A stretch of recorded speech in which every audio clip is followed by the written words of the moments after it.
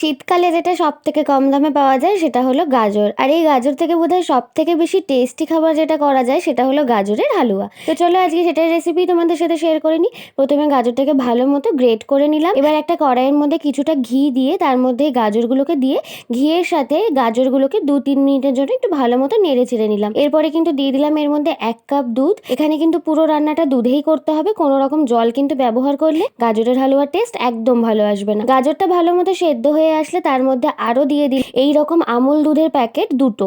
এটা কিন্তু 10 টাকা দামের প্যাকেট ছিল। দিয়ে আবারও ভালো করে একটু মিশিয়ে নিলাম। ভালো মতো গাজরটা সেদ্ধ হয়ে যাওয়ার পরে এর মধ্যে অ্যাড করে দিলাম পরিমাণ মতো চিনি, আর তার সাথেই দিয়ে দিয়েছিলাম 1 চিমটে লবণ। এতে কিন্তু যে কোনো মিষ্টি খাবারের টেস্টটা খুব ভালো আসে। ভালো মতো মিক্সড করে নেওয়ার পরে ওপর থেকে দিয়ে দিলাম কিশমিশ। দিয়ে কিন্তু একদম শুকনো শুকনো করে নিলেই এই দারুণ টেস্টি গাজরের হালুয়াটা একদম তৈরি। তো ভিডিওটা ভালো লাগলে লাইক আর চ্যানেলটাকে কিন্তু অবশ্যই সাবস্ক্রাইব করে দিও।